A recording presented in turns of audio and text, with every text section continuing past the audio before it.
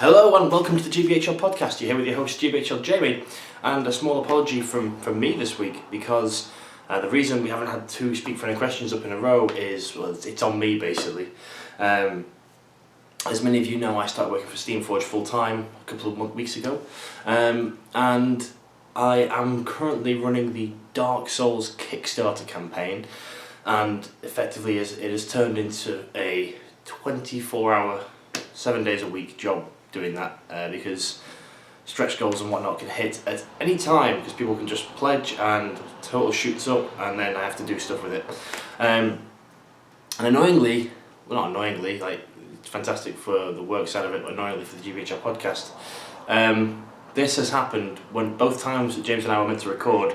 So the most obviously recent one to sort of get a little bit giddy about, I guess, was last Thursday. We planned to meet up at 5 o'clock to record, but the Kickstarter looked very likely to hit 2 million that evening, and I was like, James, I'm really sorry, but you know, I've got to do my work first, which is a little bit annoying for both of us, but we're going to get a Speak Friendly question out this week, just me. Don't want it to run too long without them. Unfortunately though, James couldn't be here. I believe he is out glamping at the moment, so let's delve straight into it. So first up we've got Wah, and he says, not forgetting to post a question this week, before the question, a favour. Now we are 3 weeks behind, so this is out of date, but I'm going to say it anyway, just in case there's anyone in your local area who might be interested. Sunday the 1st of May, Games Workshop Victoria in Canada are launching their first ever SBG event to promote the game and kickstart their SBG gaming community. Anyone on the island or the lower mainland should come on down and see what's going on. Thank you. And the question is, if you could have a say about the miniature content and scenarios, what would you choose for a hypothetical new starter box set? Wah says he would look for when the dwarves tried to reclaim Moria, for example, with either Thrain or Balin in later years. Yeah, so the Battle of Anzanulzabar will be cool. I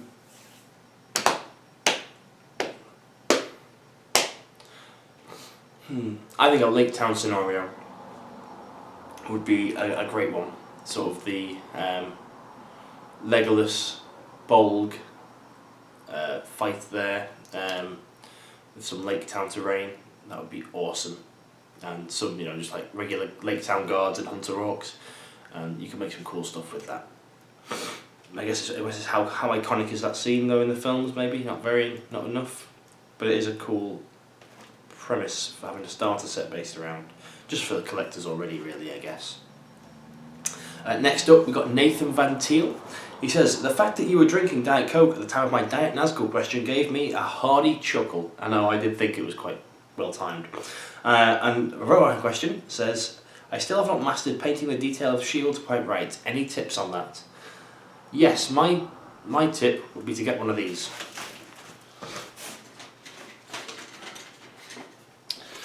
It is an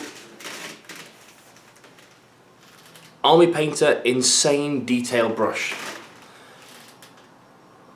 and I can't tell you how many times this has helped me paint small areas of detail. Best thing to do, if you're doing it obviously green and white like the films, paint the entire shield green and then work your way up to white via going by greys. So I don't know what greys there are because I don't really use that many, but if you start with like a grey base, go to bone, mix colours with bone to get higher highlights, and then work your way up to a white, and then use just a very small amount of white with bone. Don't go straight white because it can be very tough to paint. That would be my tips for doing that. Next up, we have got Larry Joe NL. He says, hey guys, a question about heroics. Could a single hero call a heroic combat and a heroic strike in the same turn? Unfortunately, no, they can't. They can only call one heroic action per phase, and they can only benefit from one heroic action per phase as well.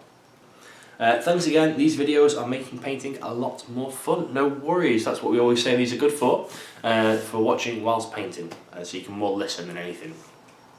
And thank you for your comment. So I got a bit of a cold. Next up we got Star Fox. He says, hi guys, thanks to Jamie for making the video, and I'm hoping James is feeling better now. Well, he definitely is. He just couldn't be here today. I'm recording on Sunday. This is as live as it will ever probably be. I'm thinking of doing an Easterling army with mainly cataphracts as I don't have an evil army yet. Do they perform well, and what would you suggest for an Easterling army? You'll need the Black Dragon upgrade straight off the bat to make them worthwhile. They are on the lower end of the cavalry roster for usefulness. They're tanks, like they don't die very easily, but because they don't have lances or strength 4 or axes, they don't have the punch like other cavalry do. So they do flounder a little bit. But obviously, if you give them a war priest, make them channel fury, they tend to be 6s to kill, 5s to bring them back. They're decent at sticking around and helping your troops out. I mean, they work best as the hammer against the anvil of an Easterling pike block. I mean, if you knock them down and there's pike supports in there, you'd be looking at 3 up to 6, 10 strikes, and you will kill probably with that. Next up, we've got Wartman RP. He says, thanks again for the answer. Last Friday, I played my first game of strategy battle game in many, many years in order to test my first Nova list. If you've not already, go check out our video. We are going to Nova again. Whoop, whoop. And we're going to win everything this time. He says, I ended up winning by a point in domination with my Mori Goblin Horde versus Mirkwood. I credit GBHL partially for getting me pumped up about gaming again. Oh, fantastic, thank you very much. I'm glad you're back in the community. He says, here's my question. When testing an army list for a tournament, what do you look for and think about when reviewing a battle or list? Since every game is different, what's the general things to look for? Okay, so when writing a list for a tournament, the biggest things to do are to plan. I can't remember how Nova's running this year. If it's the same with random opponents, then it doesn't make too much of a difference. But in general, if it's Swiss ranked, so if you win, you play the people who've won, and so on and so forth, till you get to the top of the pyramid. You want to look at what the last few scenarios are, and you really want to tailor your army to them, or play with something you're very comfortable with that you know can do well. As the last few scenarios are when you're going to be against your toughest opposition, if you're going to win. And so you want to have the best odds in those scenarios that you can manufacture for yourself before you put your models out on the table. Examples of this are, if you know domination is going to be in the last scenario, you might want to take the Goblin Horde because they can do well, but you also then probably want to put a few Shamans in there because A, they're just damn handy, but B, it means that you can reliably go forwards. Even if you break, the Shaman's going to look after your home objectives, that kind of stuff. You might consider taking Bat Swarms just so that they can very quickly, in what will be the last turn, fly 12 inches to an objective to contest it. They don't need to take the point, but if you drop someone's victory points from 3 to 1, that's a 2 BP swing for one model being there. And Bat Swarms are also very handy just in general tournament play. So these are things to consider is the last few scenarios. Also, if you go to a lot of tournaments, who are your regular opponents and what are they likely to be taking? So, at tournaments when I was competing probably 2 years ago, I knew Damien had his Ferrurkas, Ed Ball had his Fellbeasts, James Clark had his Rohan, James Braun had his Moria Horde at the time, and Jay Clare was flip-flopping between everything, but he was known as Mr. Lake Town at the time. So when looking at scenarios, I was thinking, well, what's my best odds in doing certain things well here? So against Damien's Ferrurkas, the Woes Elves were fantastic due to higher fight value, wounding them ridiculously easily with Woses. Against Haran armies at the time, I could outshoot them a lot. Ed's army was always a pain, which is why my army grew to have Garner Gladrian Court in it. To make them fight 6 so I could contest the Fellbeast a little bit better. James Braun's Moria Horde, I never had the displeasure of playing, but that would have been a tough one for me with 2 Fellbeasts, a Shade, and a bunch of Defense 6 Goblins. That would have been probably a lost game, regardless of scenario. So yes, things like that you've got to consider who your opponents are, and also who. Quite a very important piece is who is your general, how likely are they to die, and what's their purpose on the battlefield. So many of the scenarios contain the objective. If the enemy general is wounded, you get 1 VP. If you kill the enemy general, you get 3 VPs. So, firstly, how good is your force at killing an enemy general? Do you have lots of shooting that could just sneak a cheeky wound through? Do you have ways to snipe out a hero, such as Black Dart for evil? They can just pop a few black darts, maybe score a wound or get the kill, finish someone off. Chill Soul does the exact same thing. And for good, effectively, can use Sorcerer's Blast to get to a hero that's hiding. Can Legolas snipe the hero? Is the big meta-y ones. If you've got them, you can hero hunt, effectively, or general hunt. And you've got to look at your general and see how good they are at denying your opponent that. So let's say, you've got Faramir as your general. Well, what's Faramir's role on the battlefield? It's to support the troops from both behind the line and get in on fights where he feels confident.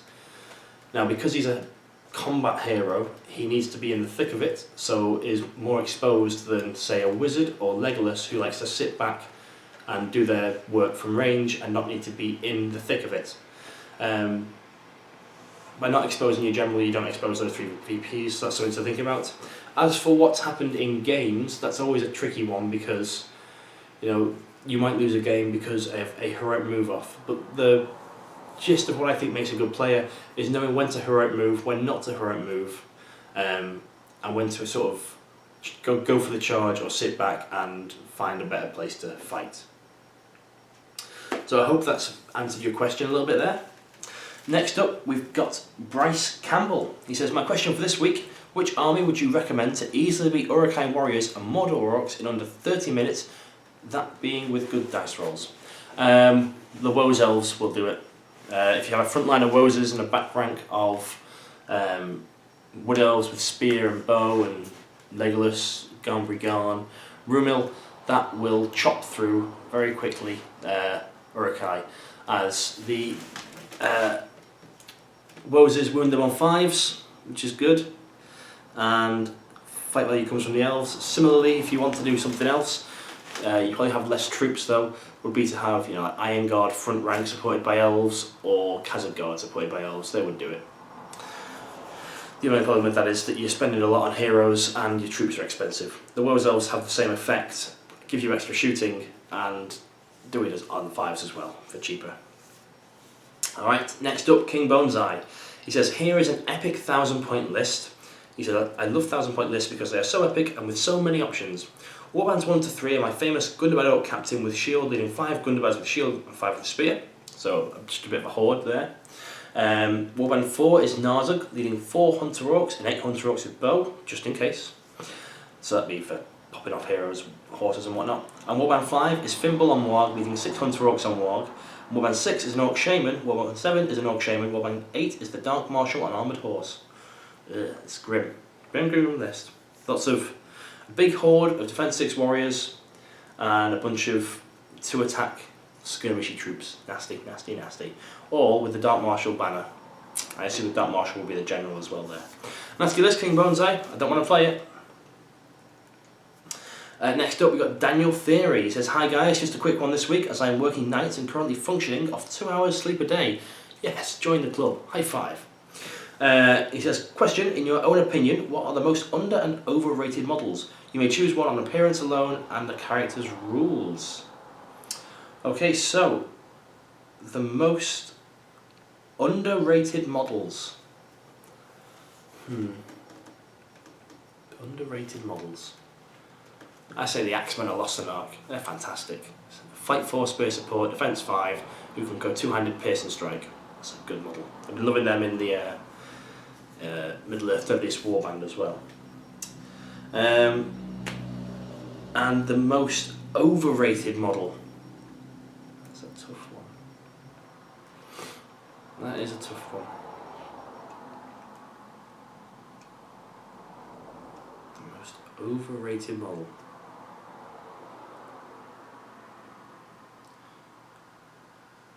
People might actually not like this one, but I'm going to say they can be overrated, and that's Fellbeasts. Because Fellbeasts are very, very powerful in a good player's hands, but in a bad player's hands or an inexperienced player's hands, they just are. They can fall into traps very easily and then die. So maybe controversially, Fellbeasts are a little bit overrated, but they're definitely underpointed for what they can do. Next up, we have Mr. Snoblaw. He says, hey guys, not commented in a while, but I've been keeping up with the episodes. Unfortunately, I haven't had time to watch this episode yet due to uni work, but I'll definitely catch up as soon as I can. Hopefully, it's still alright for me to ask a question for next episode. Do war horns affect the entire army, or just a section that the bearer belongs to? It affects the entire army, including heroes from other factions. He says here, for example, I have both Rohan and Gondor in my army, and the Rohan contingent has Erkenbrand. Would the warriors of Gondor get the +2 bonus? Yes, they would, which is why Erkenbrand is far underpointed for what he got with his banner, with his horn change. For those of you who don't know, Erkenbrand's horn originally gave a banner reroll to all warriors, riders, Rohan Royal Guard of Rohan in the turn that he used it. It was a one use only item, but it was still really good because everybody counted being in range of a banner. And then he got it changed to being a war horn that gave +2 courage, and it got so very good. It's just outrageous. Was it play tested? Probably not. Next up, Martin Smith says, hey guys, great content again. Jamie, you said that you had the cards from the Chaos in Order. I was wondering this week where you got them from. Cheers as always. I attended the Nova Open last year and I asked if I could just keep them because it will be cool. And the only reason I found them again is because I was rearranging my games room and I was emptying out drawers, just throwing away old stuff, stuff that I'd hoarded, like, oh, this broken model, that'll be useful at some point. Throw that in the drawer. And I just found them all, and I was like, oh, sweet, cool. I might get them out at some point, I don't know. Next up, we've got Mr. Larry Miller himself, who is currently down at the Return to Rivenstead. And congratulations to everybody down there. It seems to be going well for Damien and Tom. Although I believe Damien and Tom are currently playing, so hopefully there's no breakup there. Larry says he's finally caught up after falling behind once again and now cannot think of a question. So I'll just go with, if you had to ask a question for you guys, what would you ask? And he'll be asking this question next week, so we can get out of 2 weeks of this. Clever Larry.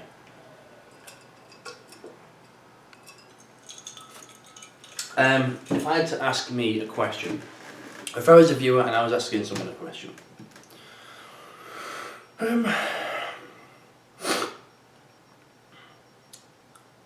I think because of my interest, I'd be asking sort of how do you find editing videos and finding time to create content would be my question, because it is tough. Next up, we got Ben North. He says, a question about alternative models. What are your views on non-Games Workshop figures at tournaments and in other games?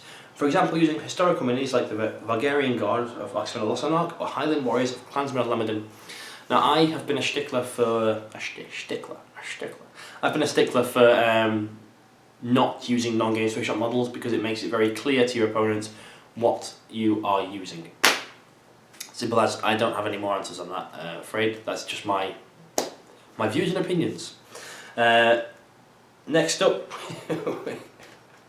we've got Wang11. And he says, hi guys, my question this week is, don't you think if all models are remade when the Middle-earth strategy battle game picks up? Again, out of production models are more commonly seen. Armies such as Arnor, etc. won't be as cool to be seen in games as they once would have been. Not saying I don't want new models, but do you think you will miss that side to there being out of production models? Thanks guys and keep up the good work. No, I don't think so. I think seeing those armies used more would be cool than seeing them as a rarity. Like, you don't see canned at all, but if they came back, you might see some canned armies out there. Arnor are a rarity, but they are out there, and I'd love to first own an Arnor army, but it's just too expensive to do it. So I will not miss the rarity of forces on the battlefield. The more varied a tournament can be, the better. I think some of the most boring events, not through any fault of the tournament organisers, has been events where the top tables are dominated by Goblin Town, Goblin King, Shaman, and some Ring Wraith with the Shadow Lord. Just because it works so well, it's boring to play against the same force or very similar forces for 7 games in a row. So no, I will not miss that. Next up, we got Dr. Dan. He says, just to respond to Dave Whittaker, people asking for a campaign for Easterlings against Dale and Erebor. Yes, that would be the other one I wanted for starter box set, would be the attack of the Easterlings against Erebor. Dr. Dan says, if you look at the old big blue rulebook of the Return of the King, they have a War of the Ring section with battles from other areas of the War of the Ring, including the attacks on Erebor and Dale, as well as a Galadriel destroying Dol Guldur, obviously written before the new profiles, but they are great scenarios and can easily be updated, and something I've asked to see played on the channel before. Winky face. Oh, take a hint, Jamie. Thanks for all the good work, lads. I don't have my big my big blue rulebook anymore, but I do know that Mr. Harry Moore has one, so maybe, and we shall look at doing that, because he's got Easterlings. I've got dwarves, but not Erebor dwarves. We shall have a look at it. Next up we got Philip Curran. He says, Jamie, I have been enjoying the second season of Middle-earth Deadliest Warbands. You and Harry have made for some great heroic last stands and crushing bosses, which brings me to my question this week. What do you have planned next for when you wrap up the series and after Hunter Orcs take the title of Grand Champions? Oh, you prophet. Well, we have... Harry managed to get round to mine on Tuesday evening because that was free. And we recorded 12 games. And it's the first time I can announce it because I think this is going up before the announcement video. We are doing something called Middle-earth's World Cup. And more information will be on that in a future video with Harry and I. We've got plans for something, and it's going to mean a lot of editing for me, but a lot of content for you. Got that down the page. Next up, we have got Saruman the White. He says, I am very sorry for being out of the loop, bunch of stuff to do with work, but I am back and should hopefully be around every week. Good man, Saruman. He says, I played a few more games with my canned army recently, and honestly, they are not too bad. I only lost one game out of like 5 or something, and it's very fun and nice looking army to play, and I'd highly recommend you try it out if you're interested in cavalry-centric, smashy, shooty armies. On to the all-important question. In your opinion, what is the least used yet most fun army in all aspects, look, feel, etc. to play? Thanks, fellas. Lizard Boy has returned. So the most fun army. Most fun and nice looking army to play.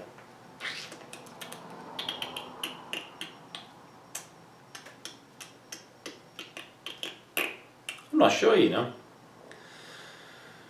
The most fun army to play.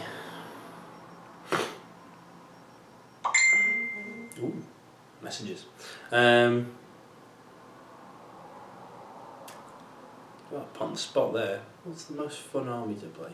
Depends on the person, the scenario, and how competitive you're being. Politician's answer. Yeah, you've stumped me there. Where's the most fun army to play? For me, it's my Wood Elves.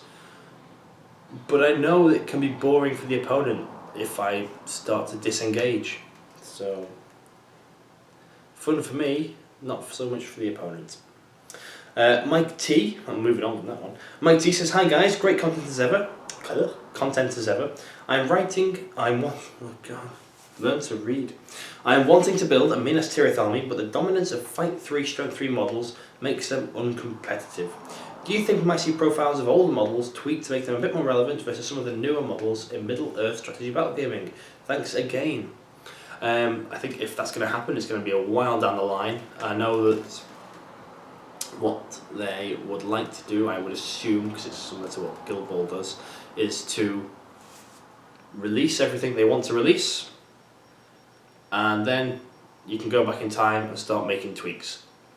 If you get everything out there, you may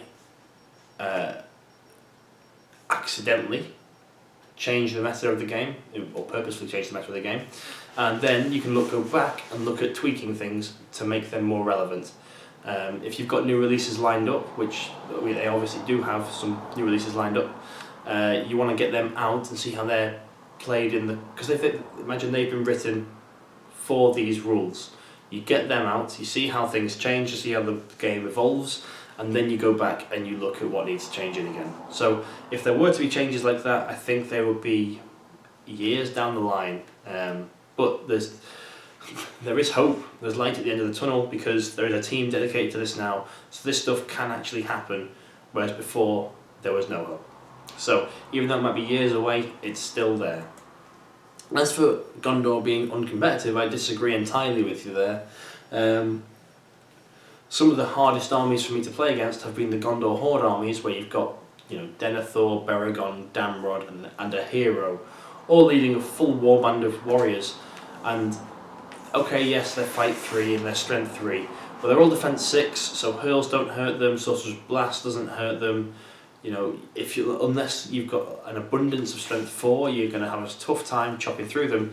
And they are quite literally the grindy army that will just wear you down. And because they can hoard out probably more so than dwarves, they probably take that mantle off dwarves of being the horde army. So I don't think they're uncompetitive at all. And if you can drop a wizard or something in there, then they become immensely competitive. So next up is Mike T, who I've just answered that question. Next up is Alexius. He says, thanks for the last video. Again, a spider related question. What would be the weakness and strengths of the following 600 points list? Druzag, Ashrak, Spider Queen, 10 Venomback Spiders, and 2 Bat Swarms. Greetings from Rotterdam. That's a tricky name. These? T-H-I-J-S. Yeah. Fizz. Fizz. Fizz.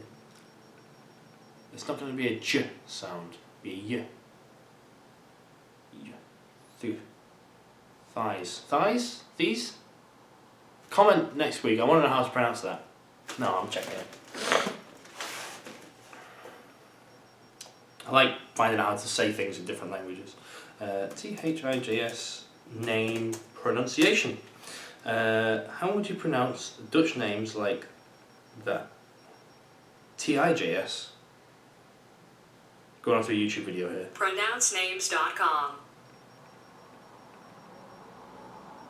Tice. Tice.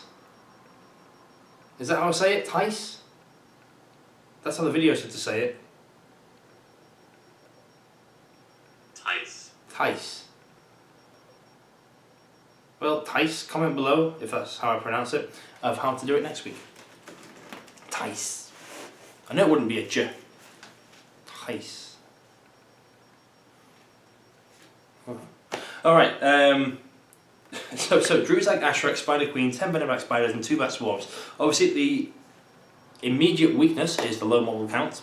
That is probably the big weakness, and expendable might is not in abundance either there. Spider Queens is needed for winning fights, heroic strikes, etc. Ashrax is your expendable point of might, and Druzag, you have to save those 2 points of might, in my opinion, because you only get 5 will with him, so you want to be 1 dicing with spell casting, and if you get a 2, you boost it to a 3 because it can't be contested by the opponent, so just casting it's enough. So those 2 might need to be saved for that purpose, which leaves you with 1 point of might, which isn't terrible in this list because if you keep the Bat Swarms back, they can counter heroes who come in. The Venomback Spiders don't need the charge. The Spider Queen does, and that's the only thing I see hampering the army a little bit, and needing to cast first so Druzag doesn't get tied down, although he tends to hang around 12 inches away from the lines, so shouldn't be too in danger of that happening. Strengths though are if you get that first turn alpha strike, you know, if you power up the Spider Queen, charge her into, you know, one guy, hurl him down the line, kill him, knock them down, and charge into a hero or something, you will kill that hero because you are then, what, fight 9, strength 9, 6 attacks on the charge, 12 on the knockdown, re-rolling them all, needing 3s to wound. You, with effectively 24 chances to wound, you'll kill, quite honestly, anything that you hit with that powered up Spider Queen. I remember actually using this. There was a double scenario a good few years ago at Warhammer World, and one of the scenarios was you put your good army to one side and you use the Fellowship, and this is before heroic marches and whatnot, but you had to get the Fellowship, or Frodo and 3 members of the Fellowship, off of a board edge, and Evil had to set up, I think it was 12 inches away, and I put a Spider Queen down. I think I had Kamul the Easterling on a Fell Beast. I don't know. No, I had Spider Queen and Goblins. So Spider Queen, Druzag, bunch of Goblins, just made a big ring around them, and they ran, rather than running directly away from the Spider Queen, they ran at an angle, not towards it, but so it could charge in. I was like, oh, this isn't going to go well for them. Enraged the Spider Queen, charged it into Aragorn, heroic combat, Nom, killed him, because he couldn't heroic strike, so fight 9 with 6 dice, and a point of might mathematically wins you that fight, and she kills him, and then charges into Gandalf, Nom, dead. So that's the 3 point of might for heroic moves gone, and the spellcaster gone. Next turn, Spider Queen's done a job, but heroic move, charge into something, Druzag Enrage. I think I went into Boromir. Druzag Enrage, Nom, dead, and then just carried on like that, and then I think the Spider Queen got lucky and it didn't take the wounds from a strength of 10 hits. So it was good fun. It does work very nicely when it pays off. Obviously, just beware of heroes now with heroic striking. That fight 9 is devalued a little bit, but it means you're not putting your might on striking, so it is good. Next up, we've got Dr. Trouts. He says, thanks for answering my question. Great as always. Great as always, guys. Keep up the good work. Thank you very much. Apologies for the lack of Speak Friendly question over the past few weeks. Next up, we've got Matt Paterson. He says, hey guys, not sure if I'm too late or not with the question this week. If not, what happens to a model's war gear if it's dismounted from its horse? For example, do Rivendell Knights lose their shields when dismounted, making them defense 5? Or do they get the defense +1 but can't use the shielding rule? Cheers as always. Very close with your answer. If you combine the two, you get it. You keep all your war gear. You no longer drop them. In the old version of the rules, you used to drop either your bow or your shield. You would pick which one you wanted to keep. In the current version of the rules, you keep all your war gear, and one of the negatives of taking a bow and a spear is that you can use your shield, bow and a spear, bow and a shield. You can use your shield to shield with, but because you've also got your bow, for some reason, you don't get the +1 defense. So you would drop defense 5, but you could still shield, which is painful for both the Rivendell Knights dropping from defense 6 to defense 5, and Rohan dropping from defense 5 to defense 4. Next up, we have Peter Slynn. He says, hey, that's a new name, and I am right. He says, hi guys, first time commenter checking in. Welcome to Speak Friendly Question, Pete. If you have seen other episodes, you will know this, but I have to say it anyway. Now you have commented, we are answering your comment. You are in the loop, and you must ask us a question every single week. Otherwise, if people don't, the show doesn't happen. So, he says, having watched all the Lord of the Rings films again recently while recovering from flu, I have been sucked into the world of SBG, and I'm very happy to see there is a thriving community for the game. Fantastic.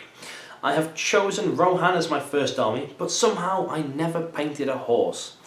Do you have any hints on how to get a good result on them, please? Love your channel. Your sourcebook review videos have been particularly helpful while thinking about what to add to my force. Keep it up. Big news on the sourcebooks, by the way. They're available at Warhammer Fest. That went out in the emails. It's fantastic news. The books are back, everybody. The books are back. As for painting horses, it's something I avoid with, with passion. I try not to use any horses in my lists because I detest painting them. But what I find works reasonably well is to do a very dark brown base coat. All my horses are brown. There's no variation because I can't do anything else. James is your man for painting horses, or ask Shadow and Flame, our channel sponsors, as they will be able to give you some hints.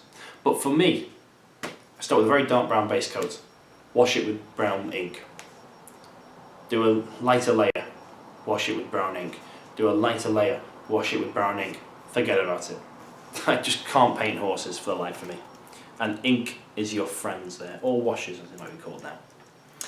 Next up, we've got Nano Dave 1980. He says, hi guys, thanks for a great weekend at the Desolation of Stockport. I had a great time. Best thing about the whole event was meeting all the new players and also yourselves, and hopefully I'll meet you in the future. All the best, Dave Clark, and thank you, Dave, for being there. I hope you had a great time. Next up, we've got Wang11 again. Says, sorry, just come up with another question. Would I be able to use Rangers of the North in a Gondor force to exceed the bow limit rule? Thanks again. No, you will not. It works only for the Grey Company. Next up, we have got Ross Tomlinson. He says, hi guys, this is a rather random question, but how does one go about getting back into the hobby? I have a few models and the rules along with the Fallen Realms sourcebook, but I don't know what I should spend my money on and where. Should I still stick with my old Isengard Gundabad combo, or buy the Mono book and build a Horde of Death? Finally, there is no one who plays in my area and I'm quite young, so that is another problem. Thanks guys, and sorry for the missing letters as my keyboard is broken. Don't worry about it. I've gotten used to reading random messages. So, interesting. So what should you spend your money on? My advice, with the source books coming back out, make sure you get a hold of all the source books, because when I was younger and getting into the hobby, one of my most enjoyable things, and one of the most enjoyable things I'm looking forward to in the future when we have more models, is writing army lists and just theorising and theory hammering and making up lists that I would love to try. So I would personally recommend buying all the source books so you've got access to them, so you can write lists, and you just learn about the game through doing it. You learn stat lines, you learn profiles, and you might find something that really captures your imagination and you want to do that. As for just getting some games in, yes, stick with what you've got already. You don't need to go out and spend all the money. If you speak to, you say you've not got anyone in your local area, whereabouts are you based? As there are quite a few communities on Facebook at the moment. Obviously, I don't know how young you are, so if you're on Facebook, I would assume so. Everyone's on Facebook at the moment. So just have a quick search, see if you can get into those groups, and arrange to meet up. If you put out a shout out, explain that you're a little bit younger and that you want to get into the hobby, and hopefully someone will be able to meet up and give you a game. Failing that, obviously go to your local Games Workshop store and ask the staff members if they play. They should be able to, but take their games with a pinch of salt, because in my experience, not all Games Workshop staff members know the rules, and having watched demo games, sometimes I've wanted to cringe and just jump in and show them the game properly. So, hopefully that answers your question. Check out on Facebook for groups, buy the source books, and stick with your Isengard for now, just so you learn the game. Next up, we've got Juan Suleiman. He says, I'm back in the loop with another army list. I've just not decided on the last warband yet. So, the list so far is 750 points. It is Imrahil with 6 knights, all mounted with lances. Nice list, nice warband. Doing here with 12 archers of the Blackroot Vale. A captain of Delamroth with 4 knights and 8 men-at-arms with pikes. Okay, so for the last warband, you need help to choose with these options. Do you take 4 long with 9 Axemen of Lassenark and 2 clansmen, or Captain of Delamroth with 4 Warriors of the Dead and 4 Axemen of Lassenark? I would say 4 long, just because I think he's a better hero than the Captain of Delamroth. And 9 Axemen of Lassenark can support the Vale Archers, making them effectively fight 4. And they're also a good reserve troop and good to kill things with. So that will be my recommendation there. Let's go back up the page. That is the end of Speak Fun in Question. Only 27 comments this week, everybody. Please do comment below with your questions, because without them we don't have any content to give you. So I say for next episode, let's see 35 comments. And as ever, guys, apologies for James not being here. It's another Jamie episode, although I think I've managed to stretch this one out to about 40 minutes. So, as ever, guys, be sure to comment, like, share and subscribe. Like us on Facebook, follow us on Twitter. Support the Hobbit hosts in the links below. Support your Hobbit hobby.